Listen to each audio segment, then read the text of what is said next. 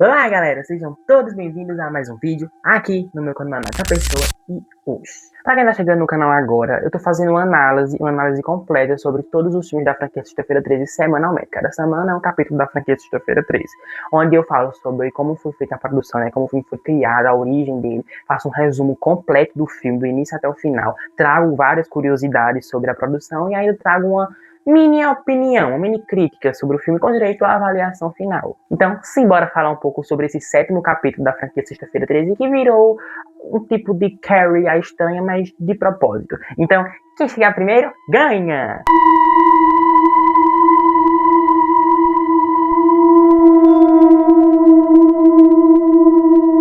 Antes de darmos início, aconteceu algo interessante antes do filme 7. A Paramount estava na onda de transmitir seus filmes, suas franquias, para a TV naquela época, antes do filme 7.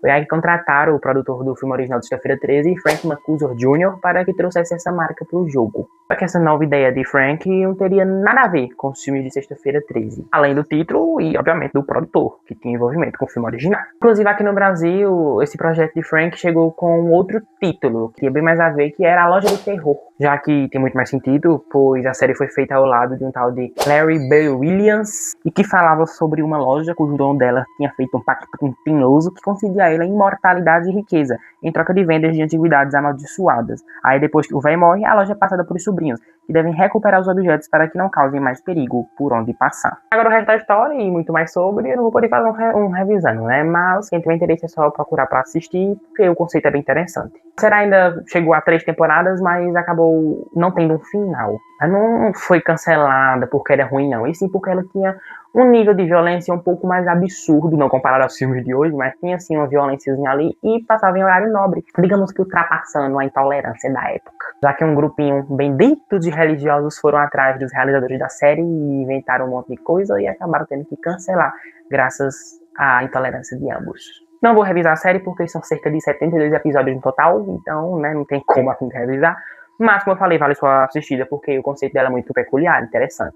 Bem datada pela época que foi lançada. E se você quiser assistir, acho que eu não achei nenhuma plataforma, mas dá pra você baixar os episódios pra você conferir em casa. Mas tá bom, agora pro que interessa agora. A ideia inicial era que os vilões, Fred Krueger e Jason Voorhees se enfrentassem nesse sétimo capítulo, em Sexta-feira 13, parte 7, a matança continua. Mas a Paramount Pictures, dona dos direitos de Sexta-feira 13, e a New Line Cinema, editora dos direitos de A Hora do Pesadelo, não entraram em um acordo. Então, como ambas empresas não entraram em um acordo, eles tiveram que substituir as ideias. Então, o que é que eles queriam trazer para esse sétimo capítulo da franquia? Era, como o Jason já era um vilão que tinha ali certos poderes paranormais, eles tiveram a ideia de colocar o Jason lutando com um protagonista que tivesse os poderes ali, meio Carrie a estranha, no caso, o poder de telecinese. Uma ideia que para os realizadores daria certo. Para alguns também deu, mas para mim não foi muito bem assim, não. No início, o roteiro estava sendo escrito por Daryl Hannah. Só que aí, dando um de espertinho, o agente do roteirista, quis dar um de tchan pro lado do Frank Mancuso Jr. E o que ele falou? Disse que o agente dele não iria escrever mais nenhuma linha de roteiro caso não recebesse um pouco de dinheiro a mais. Aí o que Mancuso fez? Pegou e demitiu ambos. Só que nessa época tava tendo a greve dos roteiristas. Alguém ali, na onda foi e furou a greve para poder terminar o roteiro desse filme. Sendo apenas essa pessoa, até hoje, creditada pelo pseudônimo de Manuel Fidelio, mas sua verdadeira identidade é mantida em segredo até hoje. Já para ocupar a cadeira de direção, o diretor Tom McLaughlin teve suas ideias negadas e caiu fora.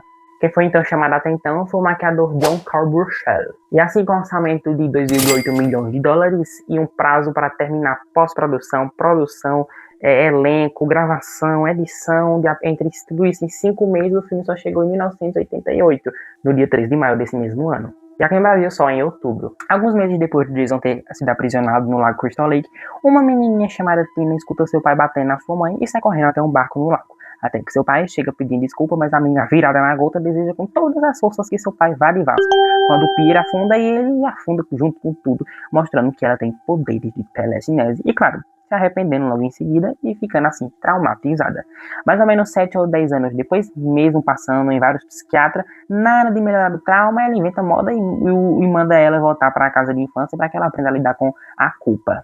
Na verdade, esse psiquiatra que mandou ela pra a casa onde aconteceu todo o trauma do início do filme, ele tava mesmo arrumando uma desculpa, porque ele queria ver mesmo era jogando as corras pra cima e pra baixo com o poder dela, telecinese. Aí ela lá fica dando chilique, sai pra fora, senta uma presença estranha no lago, acredita ser seu papo, e acaba fazendo uma maracutaia perversa e acorda quem? Isso mesmo, Jason. Aí pronto, se estabaca no chão, quando acorda fala que uma criatura ela viu saindo do lago, mas ninguém acredita nela. Enquanto isso, seu Rory se prepara para fazer a matança na festa dos outros. Isso porque ali próximo de um grupo de jovens estavam se preparando para curtir um aniversário.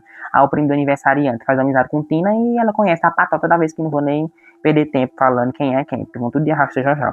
Dessa forma, Tina descobre que também consegue ter visão do futuro. Passa raiva com essa loira besta que queria dar uns pega no boy, que queria dar uns pega nela e sai dando piti. Aí quando a festa começa, Jason fica indignado por não ter sido convidado e pega o aniversariante e sua mulher no meio do caminho, mete um ferro na moça, que só lembra de fazer o movimento anos depois, e o aniversariante até tenta fugir, mas Jason tá com a pontarinha e acerta um alvo nele de longe.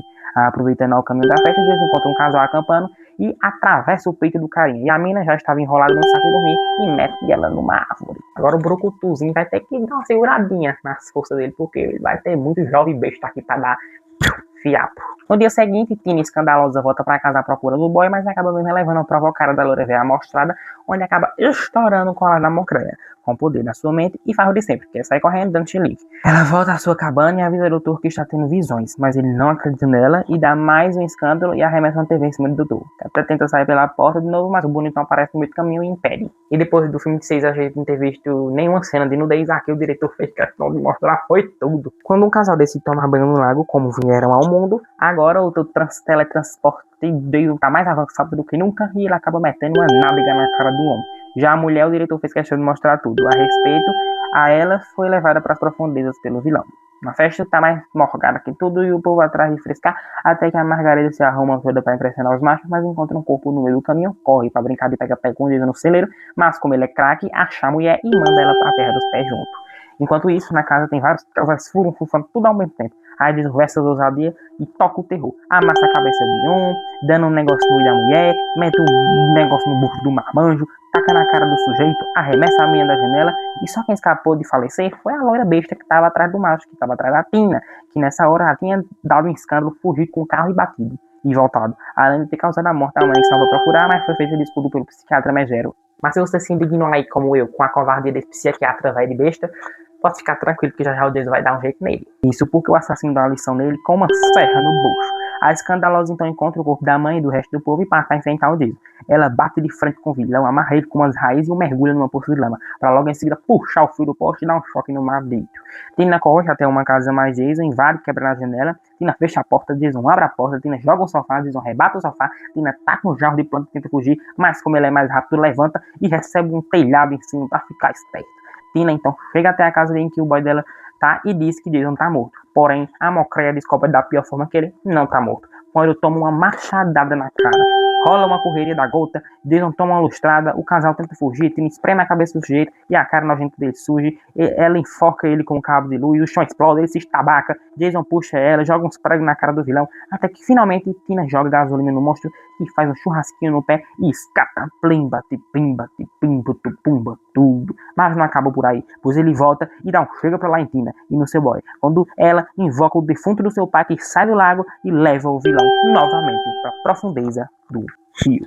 A atriz que fez uma das monitoras no filme 6, ela foi contratada para trabalhar num filme chamado Festa Nive. Caso ela seria a protagonista desse filme aí com o título de Festa Nive, e era na verdade um teste que ela iria fazer. Mas olha que interessante, nisso ela usaria poderes de telecineses para lutar contra o vilão. Mas aí ela quis tirar a onda, né, perguntando se tratava de um filme de Sexta-feira 13 e acabou sendo demitida. Britney Bash foi o título provisório para esse sétimo capítulo, mas que dessa vez não tinha nenhuma referência às músicas de David Bowie. O interessante é que no futuro o David Bowie viria lançar uma coletânea de músicas com o título de Britney Bush. Já a atriz Martha Kober, ela teria sido contratada para fazer um personagem aqui do filme, mas acabou também sendo demitida porque ela já tinha feito um papel lá no segundo filme, daquela menina que morre empalada com o namorado na cama.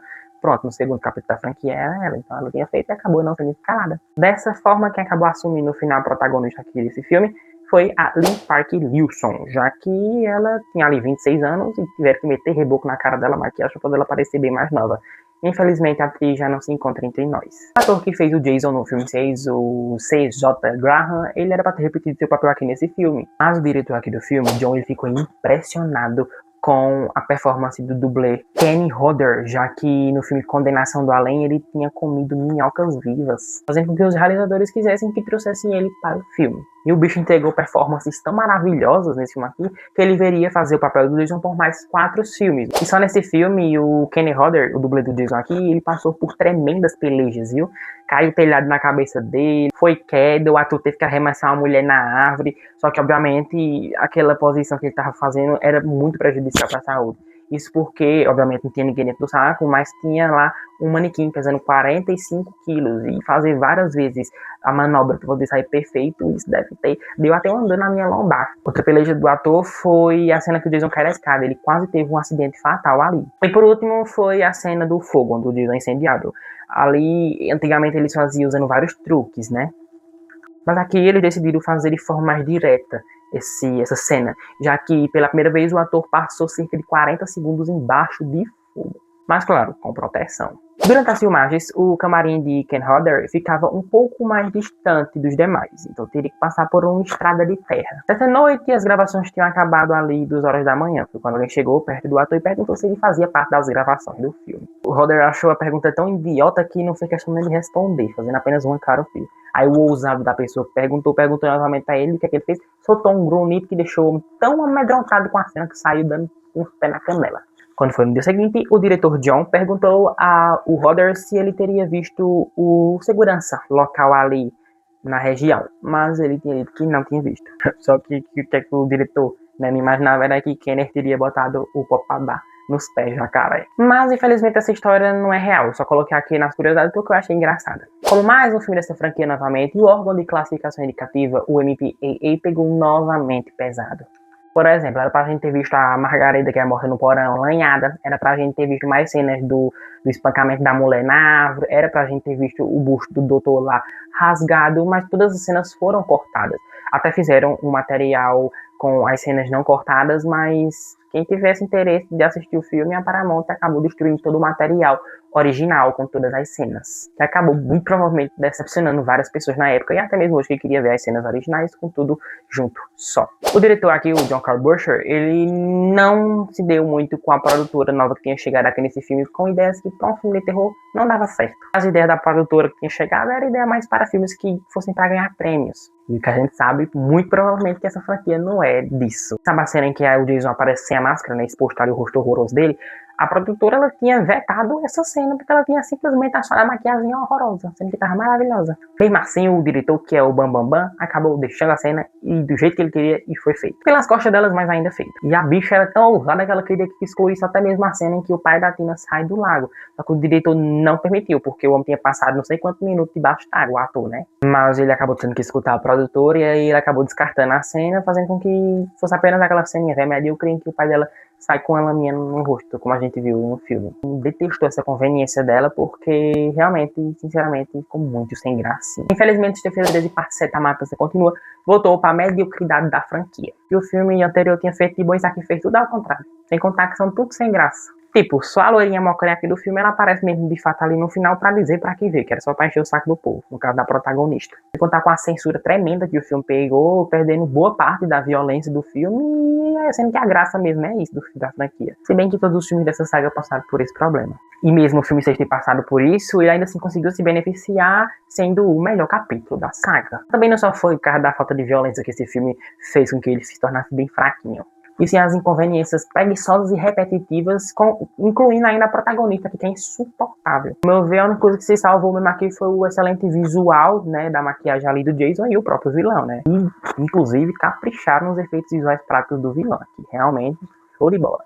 De certeza, o melhor aspecto dele até então. E pra fechar, eu não acho esse filme também um filme chato. Ele é até divertidinho, sim, em alguns momentos. Dá pra gente passar um tempo, apesar de tantas falhas que ele tem. Curiosamente, Sexta-feira 13, parte 7, a matança continua. Fez a bilheteria ali muito parecida com a do filme anterior, chegando a 19,1 milhões de dólares. Valendo pra que a Paramount continuasse com a franquia, já teria feito dinheiro. Mas que o próximo filme, que vai ser um passeio por New York, a gente só vai ver na próxima semana. E a nota coroa ao filme Sexta-feira 13, parte 7, a matança continua, é a nota 4.